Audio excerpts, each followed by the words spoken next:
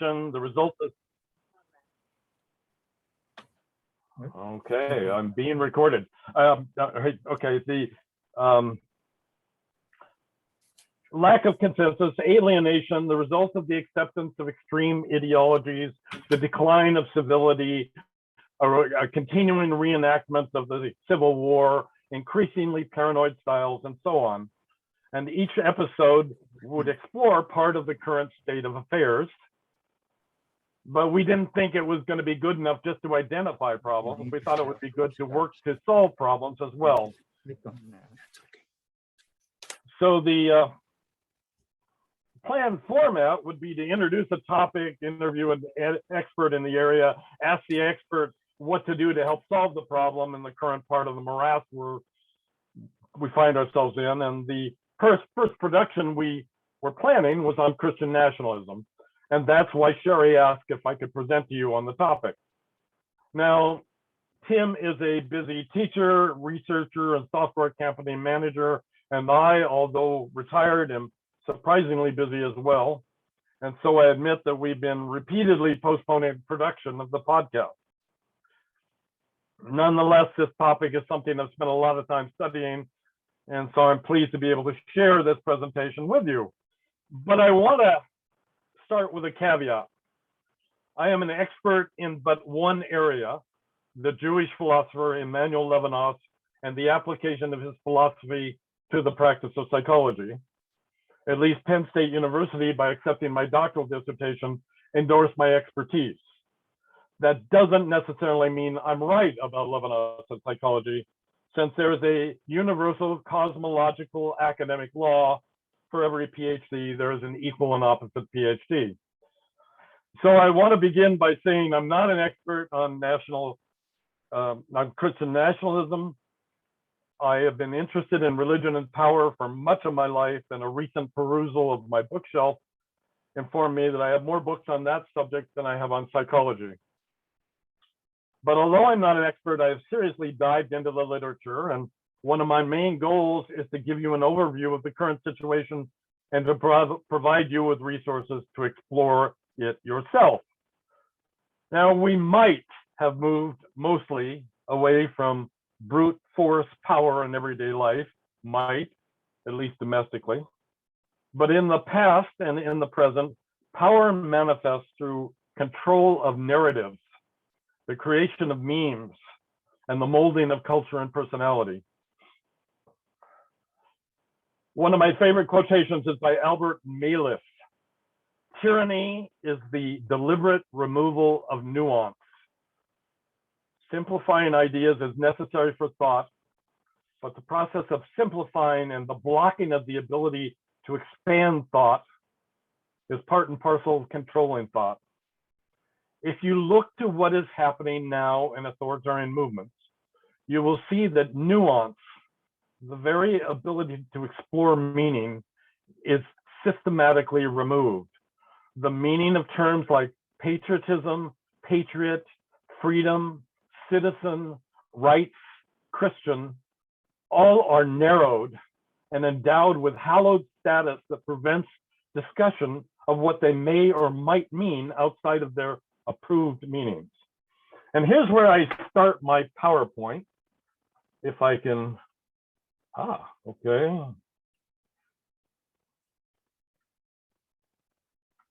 All right. Didn't I? Okay, look at that. A couple of more things. While I am presenting on a particular subject, Christian nationalism, I want to emphasize that it is but one facet of a constellation of trends that threaten to plummet into authoritarianism. At the end of the January 6th insurrection, I had great hope that we had avoided the turn towards despotism, but I now have grave fears that we will not parachute our way out of this plunge. And I fear that the descent will illustrate the truth that when fascism comes to America, it'll be wrapped in the flag and carrying a cross. Preparing this presentation turned into something more than I anticipated. You're going to hear a bunch of references to Baptists, specifically American Baptists, as opposed to Southern Baptists. Although I am not a Baptist now, I was raised in the denomination and that heritage became clearer as I wrote this.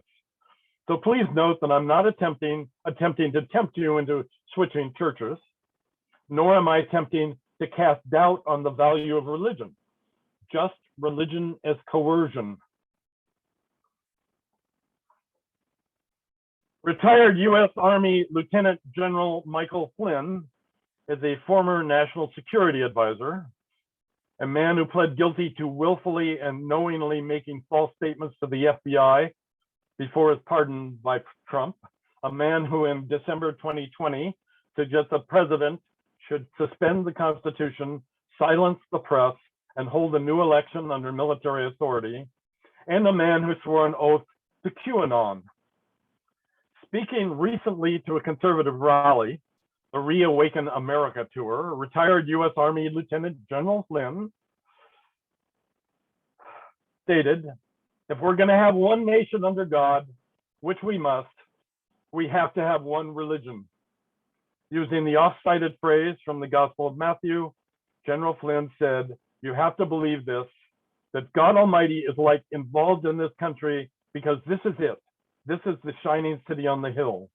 One nation under God and one religion under God. Retired U.S. Army Lieutenant General Michael Flynn, who swore an oath to uphold the U.S. Constitution, is a Christian nationalist. I want to share a personal anecdote and transition to how it relates to the source of the American value of the separation of church and state. Ironically, the strong principle regarding separating church and state was instilled in me by my own religion. As I said, I was raised in a family of American Baptists.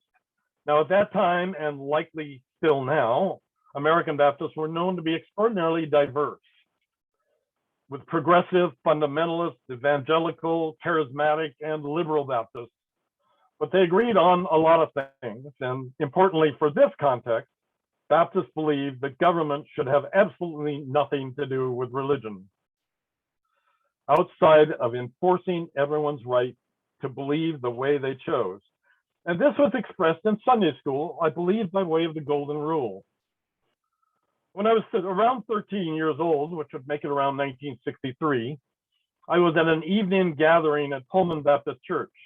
I was in a conversation with a visiting minister who stated his goal was to work to make the U.S. a Christian nation. I immediately spoke up and argued with him, bringing in the stuff I learned in Sunday school, that the heritage of the church went back to Roger Williams and his idea of the absolute separation of church and state. Interestingly, the executive minister of the region was present and later told me he agreed with me. At the time, I wondered why he hadn't spoken up in the discussion itself. What I didn't know then was that Roger Williams had influenced far more than Baptists, far more than Rhode Island. He had, in fact, created a vision that would affect not only this nation, but other British colonies. I'm relying on John M. Barry's magnificent history of Roger Williams and the creation of the American soul, church, state, and the birth of liberty. And by the way, Barry has another historical work, The Great Influenza, about the 1918 flu pandemic, which is well worth reading to learn of the similarities between then and now. Roger Williams' life overlapped and intersected with a tumultuous time in British history. He was born during the reign of King James. He left for America during the reign of the soon-to-be executed Charles I. He was thrown out of Massachusetts because of his radical views. He was kept alive by Native Americans. He bought property from natives and created Rhode Island, a place where his radical views could reach fruition. What were those radical views? He did not believe that secular government should have anything to do with enforcing religion.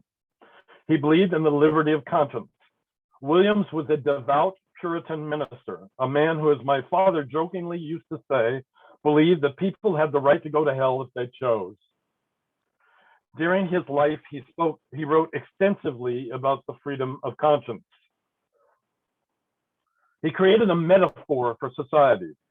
There goes many a ship to sea with 100 souls in one ship, a true picture of a commonwealth or a human combination or society Papists and Protestants, Jews and Turks may be embarked into one ship.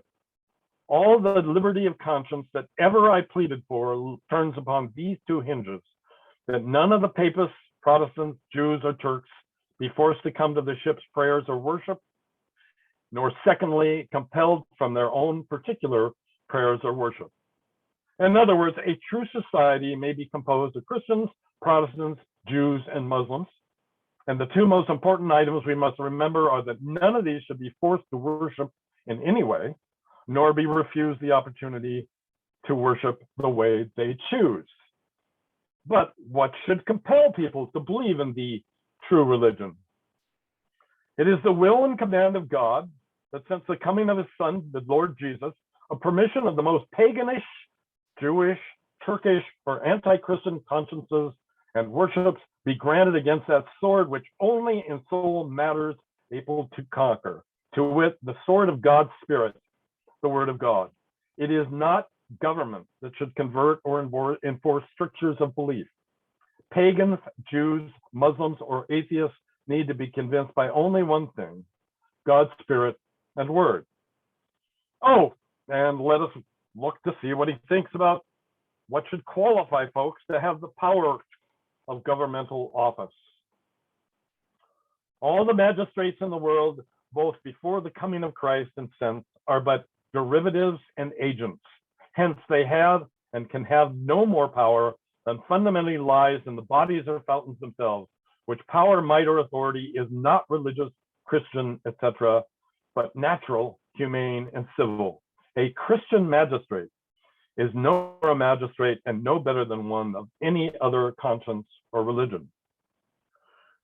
This particular notion, the idea that it's not one's religion that determines whether one is suited for a position of power, later became encoded in Article 6, Clause 3 of the US Constitution. The senators and representatives before mentioned and the members of the several state legislatures and all executives and judicial officers, both of the United States and of the several states, shall be bound by oath or affirmation to support this Constitution, but no religious test shall ever be required as a qualification to any office or public trust under the United States. The influence of Roger Williams on the Constitution and on our conception of the liberty of conscience was substantial, according to Berry. More than Enlightenment figures than John Locke, Roger Williams' writings were noted by the founders, and again, with a nod to my Baptist heritage, when a bunch of Connecticut Baptist ministers wrote newly elected President Thomas Jefferson, concerned about the lack of religious freedom in their state constitution, Jefferson's response stated, "Believing with you that religion is a matter which lies solely between man and his God, I contemplate with sovereign reverence that act of the whole American people which declared that their legislature would make no law respecting an establishment of religion or prohibiting the free exercise thereof, thus building a wall of separation between church and state." His use of the term wall of separation was borrowed from Roger Williams. Now, let me add a more personal item about Roger Williams. According to Berry, Williams despised Quakerism. He despised the extra-biblical nature of the revelations of the sect. He despised the way that proponents of the denomination ignored standards ways of behaving. My ancestor, Benjamin Harrington, is said to have been a persecuted Baptist who ran away from Massachusetts after mistreatment. He joined a Quaker family who were on their way to Rhode Island and married their daughter. He became a friend of Williams.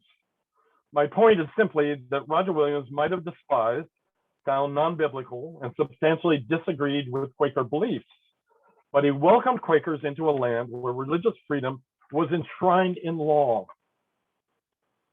When Williams returned to England for a time to fight an attempt to remove Rhode Island's charter, he achieved more than he had hoped. King Charles II granted Williams a royal charter to Rhode Island and acknowledged the colony's religious freedom.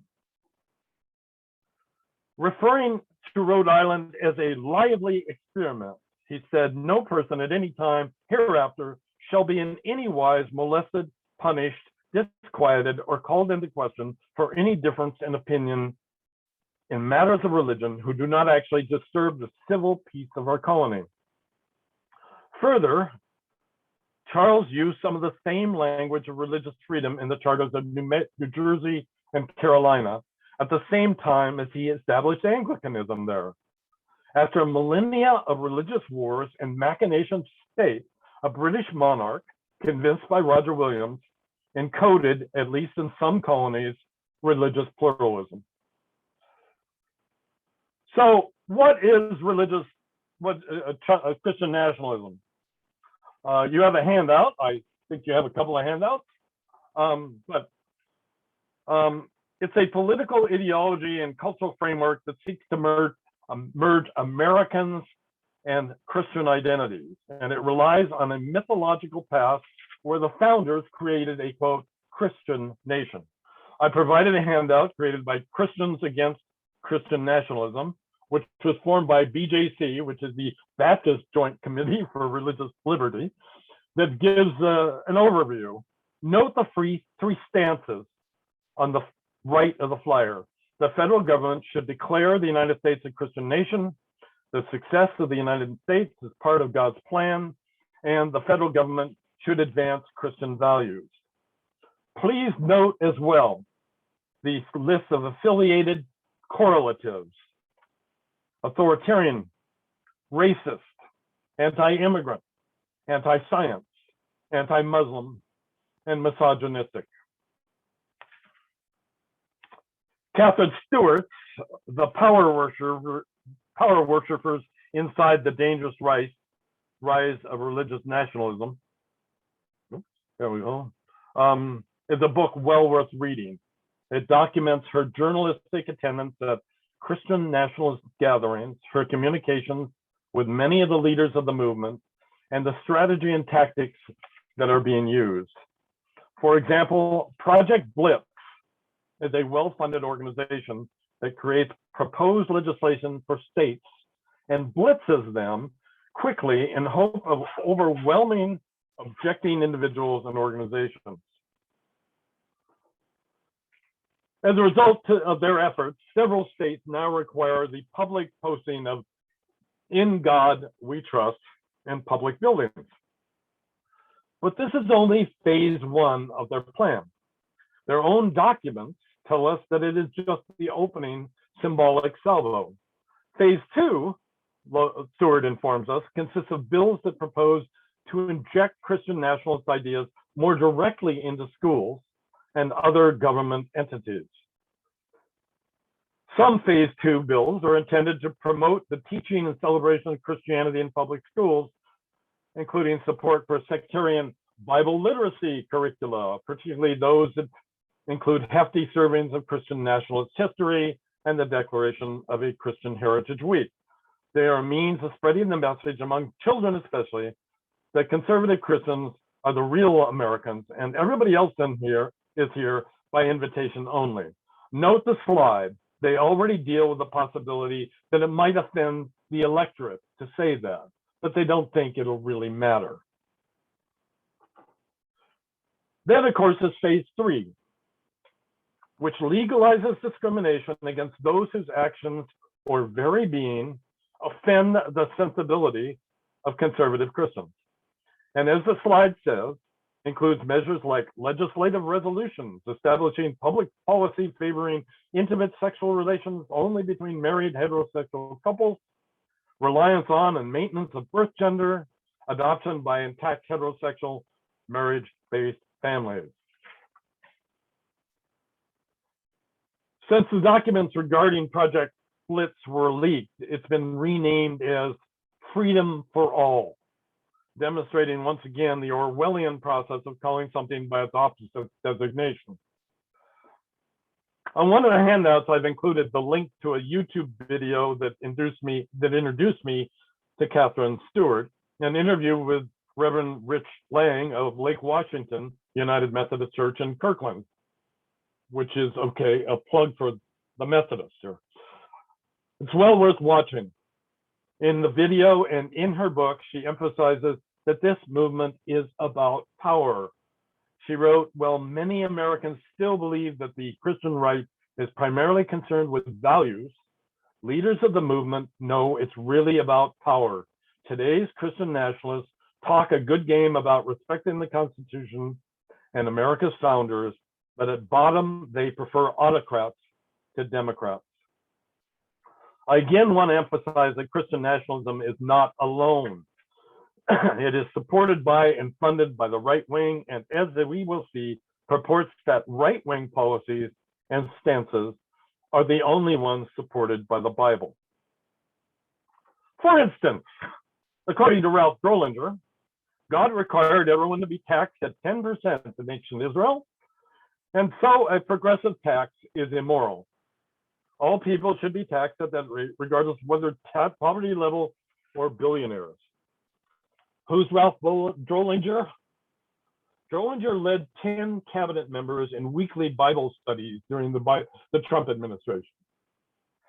According to Wikipedia, Drollinger is a conservative evangelical Christian who described his belief that there should be an institutional separation of church and state, but the church should still influence the state. He also asked President Trump to use his presidency to turn the American government into a benevolent dictatorship. He is on record as being anti-LGBTQ, anti-women's rights, anti-immigration. He supported family separation at the border. He's a climate change denier, and he has declared Catholicism as one of the primary false religions of the world. In March 2020, Drollinger generated controversy when he linked the coronavirus with God's wrath and homosexuality. Quoting Stewart, Drollinger believes that social welfare programs have no basis in Scripture. The responsibility to meet the needs of the poor lies first with the husband in a marriage, secondly with the family if the husband is absent, and thirdly with the church.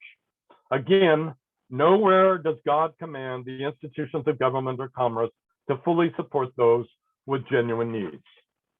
And I will show a local example of this Christianized Ayn Randian libertarian philosophy in a little while. The biblical policies advocated by Drollinger and like leaders do not just serve those who would eliminate strides made by women and minorities, but would also demonize refugees, serve the rich, support the petroleum industry, and make extremely narrow what it means to be Christian. Now, Catherine Stewart introduces us to other players as well. We learn of David Barton, whose revisionist histories portray the founders as thoroughly Christian. Barton preaches an exaggerated form of American exceptionalism, a divine manifest destiny. This approach fits well with retributive theodicy, a divine judgment traditionally used to explain ancient Israel's exile from the Holy Land, but is now used liberally, so to speak, by televangelists to explain why hurricanes hit communities, 9/11 exploded in New York, AIDS afflicted homosexuals, and the like. The US, being God's special place, is punished for straying from what is presumed to be biblical mandate. Quoting Stewart regarding Barton, Barton preaches that America was united around a common religion that served as the foundation of the republic until secularists commandeered the Supreme Court and ruined everything. Barton has risen to become the most celebrated and broadly influential Christian nationalist historian in America, leading pastors and politicians on tours of Washington, D.C. to indoctrinate them with the correct talking points on America's godly heritage. At speaking engagement, his longtime ally, Newt Gingrich, advises audiences to read Barton's work, saying it's amazing how much he knows and how consistently he applies that knowledge. Mike Huckabee once said, I almost wish that there would be a simultaneous telecast and all Americans would be forced at gunpoint, no less, to listen to every David Barton message. Reputable historians have criticized Barton for making up quotes and obfuscating scholarship. For example, from Stewart, Barton argues that Jefferson meant only to prohibit the establishment of a single denomination. The First Amendment, quote, never intended to separate Christian principles from government. The wall of separation, Barton writes, was originally introduced as and understood to be a one-directional wall protecting the church from the government. So government can't tell the church what to do, but the church can command the government. Again, this misinterpretation is demonstrably untrue, as are most of his pronouncements, as Chris Rhoda's 3 volumes attest. Nonetheless, Barton has become a powerful ally of conservative politicians. Oh, remember Project Blitz? He's one of the 4 board members. Christian nationalism spans quite a range. Christian Reconstructionists are a particular odious group that's influenced the right wing. They advocate theonomy, where society is ruled by divine law, particularly Old Testament law. They advocate the death penalty for murder, idolatry, homosexuality, adultery, witchcraft, and blasphemy. Wait a minute. Stewart gives us a brief glimpse at one of our neighbors to the south, a minister in Moscow, Idaho, named Douglas Wilson, who once wrote about the, quote, unexpected blessings of slavery. And he has admiration for the founders of Reconstructionism, and like them, wants the US to become a theonomy. Now, I had thoughts of introducing more influential people, local and national, of even creating a Venn chart of connections among them, or pitting yarn to a bulletin board with photos and descriptions, like a television crime show. But hopefully you can do research if you wish to know them. The country and Eastern Washington has a large number to discover. Whenever any movement grows in power, it's important to look to the characteristics of both the founders, of the followers and leaders. And the leaders is something I fear is glossed over in much of the literature. Taking America Back for God, Christian Nationalism in the United States by Andrew Whitehead and Samuel Perry is a sociological analysis published in 2020 and includes data from multiple surveys and in-depth interviews. By its very nature, it focuses on those who follow and those who do not follow the movement.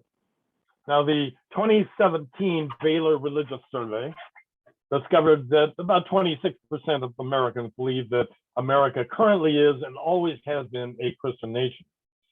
Around 32% believe that America was but is no longer a Christian nation. 20% or so believe that America has never been a Christian nation, and around 21% don't know. But these data only tell us what folks think the US is, not what it should be. In response to several questions, the Baylor Religion Survey revealed that somewhere between 25 and 30% of the population of the country either agree or strongly agree that the federal government should declare the US a Christian nation. And somewhere in excess of 45% either agree or strongly agree that the federal government should advocate Christian values. Over 60% believe that the government should allow the display of religious symbols in public spaces, but also over 60% believe that the government should enforce strict separation of church and state. And over 40% believe that the success of the US is God's plan, and 60% believe that prayer should be allowed in public schools. Clearly, there are a number of seemingly conflicting sentiments here. And Whitehead and Perry developed an approach that identifies 4 different orientations to Christian nationalism. Rejectors reject a special relationship between the United States and a Christian God or some other higher power, and they object to any efforts to institute the official practice of religious behavior in public schools or allow the display of Christian symbols in public places.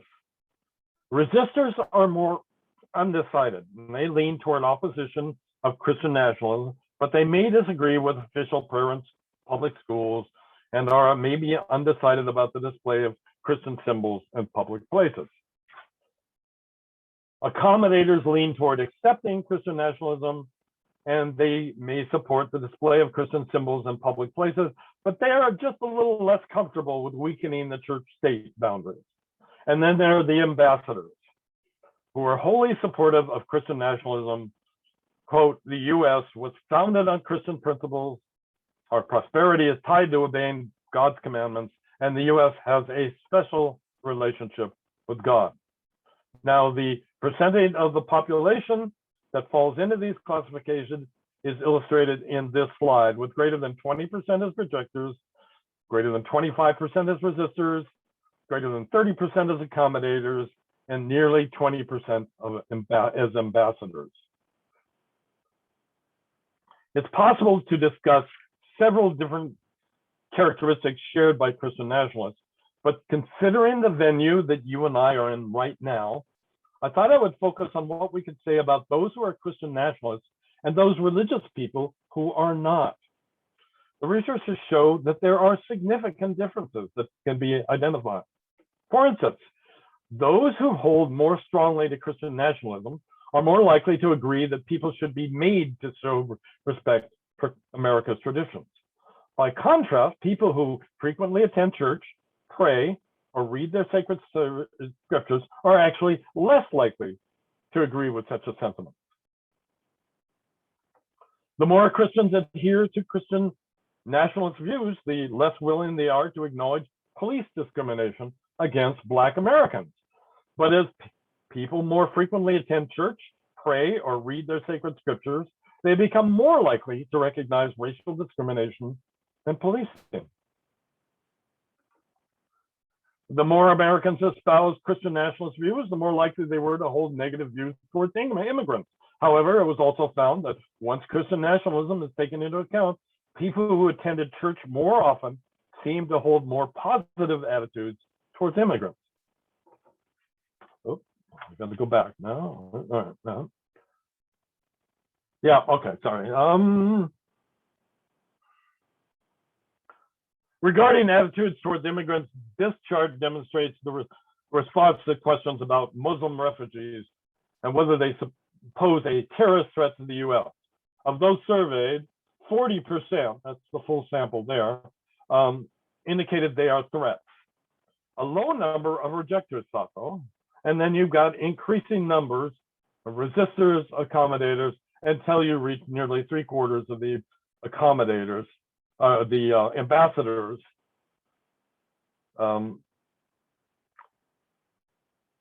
Whitehead and Perry discuss their analyses of the 2017 Baylor Religious Survey and Trump support. And they say Christian nationalism seemed to influence Americans to vote for Trump through its connection to other factors like Islamophobia and prejudice toward Mexican immigrants. In other words, Christian nationalism captured a cultural vision of whose country the United States really is, ours, and consequently, who are the others or outsiders, Muslim terrorists and violent Mexican immigrants. Americans who sensed a threat in the form of ethnic and religious outsiders encroaching on their privileged position most likely envisioned a Trump presidency as a return to a better time. He would make America great again by making it their America again, at least for a little while longer. When we get to the section on causes, I'm going to return to this response to fear.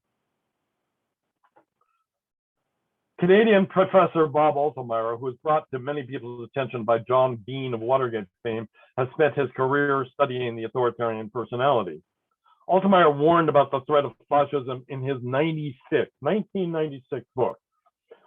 The central apprehension behind my research program, driven by 25 years of alarming findings, now being confirmed in tragic headlines, is that a potential for a right-wing totalitarian rule exists in countries such as Canada and the United States. In his book, The Authoritarian Spectre, he delineates the characteristics of those who choose to unquestionably follow dictators. But Altemeyer, in his book, The Authoritarians, also demonstrates that the people who lead, the leaders, these right-wing authoritarians, are not of the same personality. Social dominators score high on the exploitative, manipulative, amoral, dishonesty scale. Agreeing, among other things, that most people are out to screw you, a sucker is born every minute, there's no real thing is right and wrong, lying convincingly is important, people are objects to be manipulated, deceit and cheating are justified if they get what one desires, and the best reason to be in a church is to convey a particular image and for contact with important community members. They disagree that humility and honesty are important, that the golden rule is important, that lives should be lived with high ethical and moral principles. Altemeyer most warns of what he calls the double highs, the social dominators who win the gold medal, he says, in the prejudice Olympics, whether racial, ethnic minorities, hostility towards homosexualities, or men who hate women who want to control their own lives. Double highs want to dominate, where authoritarian followers tend to be more fundamentally religious than others. A double high comes packaged as one of our own, one of the in-group. He not only shares their prejudices, their economic philosophies, and their political leanings, he also professes their religious views. He may be faking his religiousness to some extent, but he'll have the credentials up front and the phrase-dropping familiarity with the Bible to pass the test with flying colors. He'll know the code words of the movement.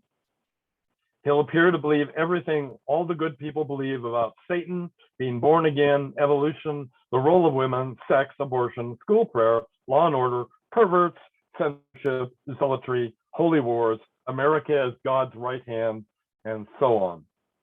And then, as Altemeyer says, given this head start, you can expect to find a double high leading most of the right-wing authoritarian groups in our country. And I add, most of the Christian nationalist groups. In the recent election in Colville, a person running for school board erected campaign signs with the phrase, "led by the Spirit," accompanied with the image of a cross. A larger billboard cited Galatians 5:18, but if you are led by the Spirit, you are not under the law. Followed by the question, who has been given authority to mask and inject our children? The biblical citation, standing alone, appears to support that one is above the law when led by the Spirit, above social contracts, above the rules, above public health measures, and above the Constitution. Although I'm not sure that a biblical chapter about whether it's necessary to be circumcised to be Christian is the best biblical support for one's candidacy. Of course, when one reads a bit further, verses 22 and 23, it appears clearer what the point of Galatians chapter 5 is. Quote, "But the fruit of the Spirit is love, joy, peace, patience, kindness, goodness, faithfulness, gentleness, self-control. Against such things there is no law." The point of the maker of the sign is that the person who has the right religion and is led by the Spirit is above the law. Somehow a call to love has been turned into a means to make sure our children can infect each other with COVID. Now, Spokane and surrounding vicinities are served by an organization called We Believe, We Vote, whose vision is to, quote, "see the citizens of our communities, states, and nation vote consistently according to biblical truth and constitutional principles." It's illustrative to look at the surveys the organization distributes to candidates for election. The 2021 surveys contain 14 statements that a candidate can rank from 10, strongly agree, to 1, strongly disagree. The core beliefs include a statement that the Bible is the supernatural, inspired word of God and is inerrant, supreme, complete, and final. Another core statement involves the redemption of sinners who are redeemed by faith alone, by the sinless life, death, and resurrection of the Lord Jesus Christ, who provided the perfect sacrifice. The third core statement is that the US Constitution is the supreme law of the land, defining and limiting the authority of government with the original intent to uphold the unalienable rights of American citizens. The surveys continue with statements of belief followed by issues and responses, and then the responses are what the candidates are ranking.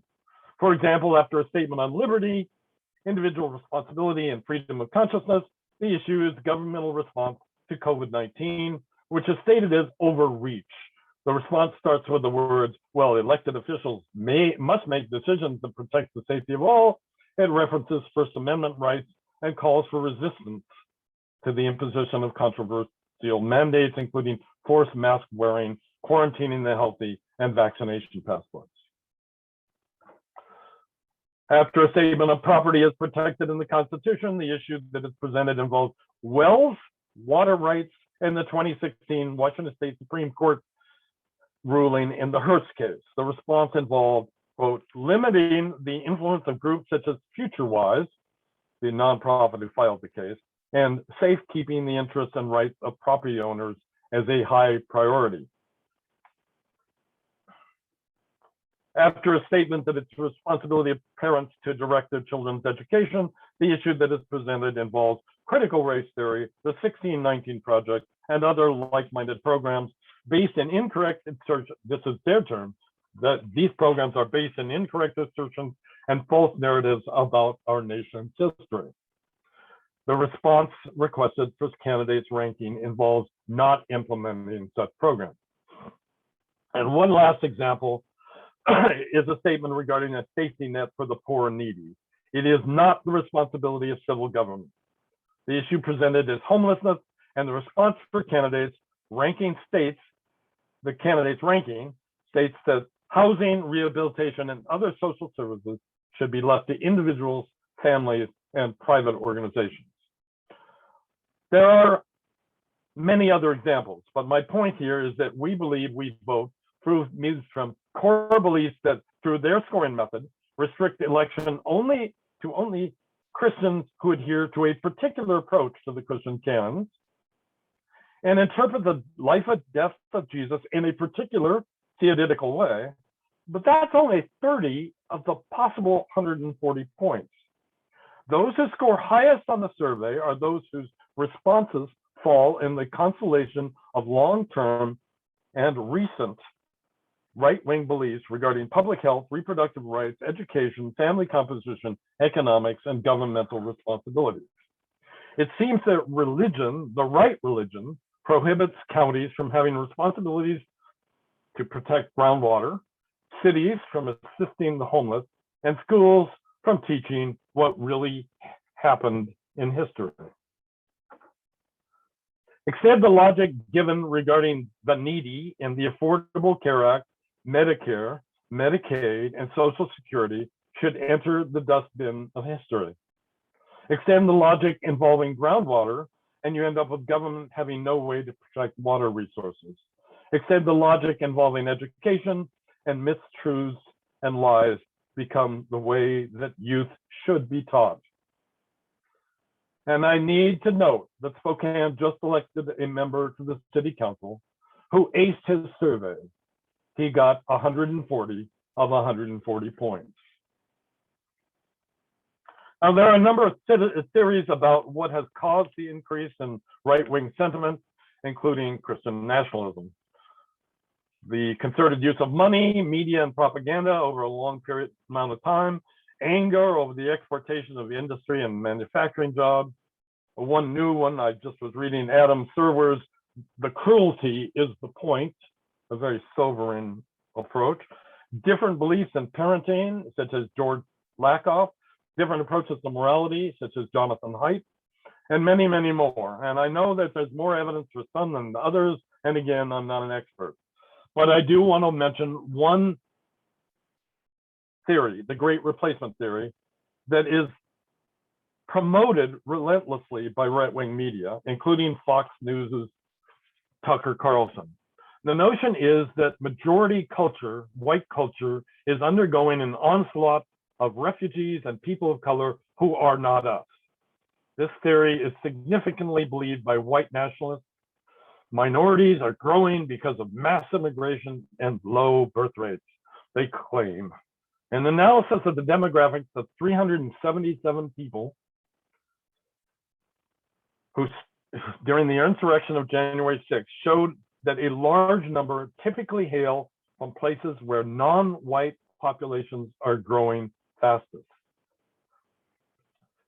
This is Robert Pape of the University of Chicago. When compared with almost 2,900 other counties in the United States, our analysis of the 250 counties where those charged or arrested live reveals that the counties that had the greatest decline in white population had an 18% chance of sending an insurrectionist to DC, while the counties that saw the least decline in the white population had only a 3% chance. This finding holds even when controlling for population size, distance to DC, unemployment rate, and urban-rural location. The Capitol stormers were likely motivated by the increasing number of immigrants and non-white populations in their home counties. Emmanuel Levinas placed an epigram by Blaise Pascal at the beginning of his magnus opus, otherwise in Being or Beyond Essence. That is my place in the sun. That is how the usurpation of the whole world began.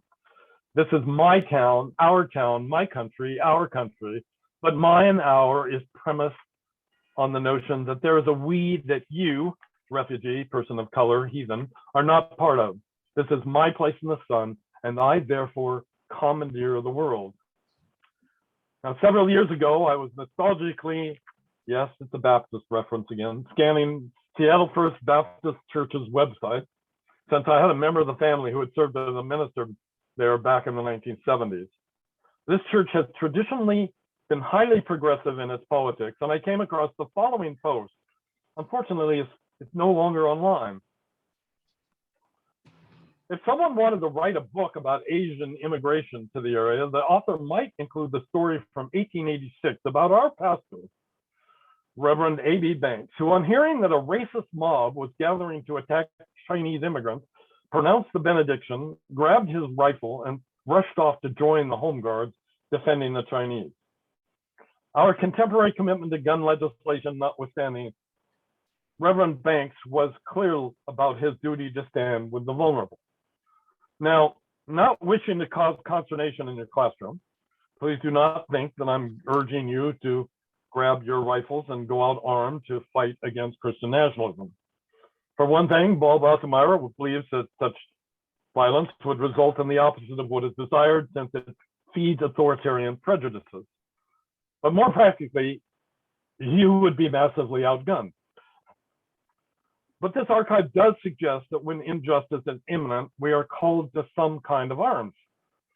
Ideally, we would have started years ago acting against the forces that have brought about the current situation, pushing civics education and history in schools, exposing the moneyed interests and the narcissists who jockey for mega wealth and power, promoting critical thinking, and so on. But this is now. For my part, I hope that if the authoritarian crisis, which threatens to grip our culture and create a theonomic plutocracy, if it is not prevented, I can at least be a part of leaving a legacy showing what pluralism could have been like. I will note that Christianity Today, the evangelical magazine founded by Billy Graham, a magazine that Donald Trump called a far left magazine, has condemned Christian nationalism and has a podcast available to assist church leaders. It is a pity that Graham's son, Franklin, is a Christian nationalist and has literally demonized anyone who might disagree with him. Responding to statements the younger Graham and others made, Nancy Letourneau said, for these Christian nationalists, it's not enough to say God is on our side. If you don't agree with them, you're engaged with the demonic powers. There's no authoritarian tool more controlling than the one that wields the power to define the playing field like that. It's a pronouncement that leaves no room for debate or nuance. You're either all in or all out. Catherine Stewart states, this isn't the religious right we thought we knew. The Christian nationalist movement today is authoritarian, paranoid, and patriarchal at its core. They aren't fighting a culture war. They're making a direct attack on democracy itself. I admit I am pessimistic. So I'm going to conclude with some advice from one of my favorite authors and commentators, David Brin, on dealing with this all-out authoritarian push. 1, wake up. This is serious. It's worth your time, your effort, and your risk. 2, wake others. Form coalitions that welcome refugees from the madness. 3, don't be stupid. And 4, this could be a long haul. And thank you. And with that, I'll relinquish control of the monitor.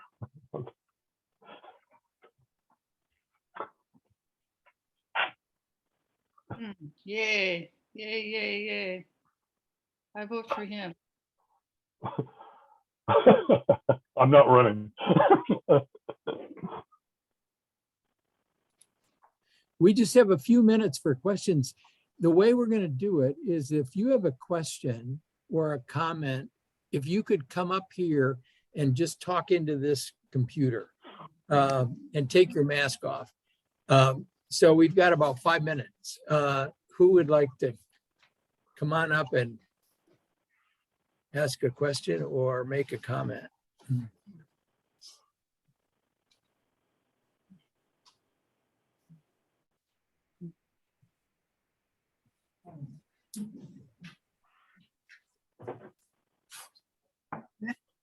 Okay.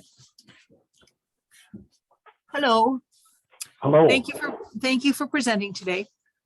I was intrigued. You showed some slides that had Christian nationalists believe this, and then below it said people who read their Bibles, go to church, believe basically the opposite. It seemed to me that from what I remember from my 8th grade math logic class, that could then infer or imply that Christian nationalists don't go to church, read their Bibles, and all those other things that you said. Is that a valid conclusion in terms of what the truth is? Yeah, I would have to look at the statistics. What I guess they were measuring how often do you go to church, how often do you read your scriptures, how often do you pray? And then they were surveying that, and they found an inverse correlation between Christian nationalists and those who go to church, pray, and read their scriptures. And I think, again, I don't want to overgeneralize, but I think what you're seeing is a group of basically disconnected folks who are being led into a group because of their prejudices. And as we're seeing in Moscow, where the population of, I guess the church in Moscow has like 2,000 members, and which is like 1/10 of the population of the town. I think Christian nationalism, the leaders are leading them into churches, but they're not coming from the churches. I think that's and that was one of the points I was trying to make, is like, again, I'm not devaluing religion. I think people who go to religious services, read their scriptures, and pray can be much more open to others. You know, others of different faiths, others different colors, different ethnicities, etc., than Christian nationalists. So it's almost like Christian nationalists aren't practicing what they preach, or aren't certainly, well, no, they're or what Christ preached. When again, and that was when I was trying to show about Galatians. It's like you can pull any meaning out of sacred scriptures, especially if you pull one verse out at a time, right? And a chapter which is basically exhorting people to love they've pulled one line out of that to say, well, I'm being led by the Spirit, therefore I don't have to do what the law says. And that is what I guess I'm trying to say, is that it's the selective use of Christian scriptures which are being used in these right-wing Christian nationalist organizations, churches, etc. Yeah. Thank you. Okay. I think we're going to have to quit, but thank you very much, David. My pleasure. All right. You people have a good day. Take care. Nice. Just wanted to share, this is just a point of interest, but the Reverend Rich Lang, who he mentioned earlier, was the Spokane pastor. I think it's Central Methodist. Yeah, he started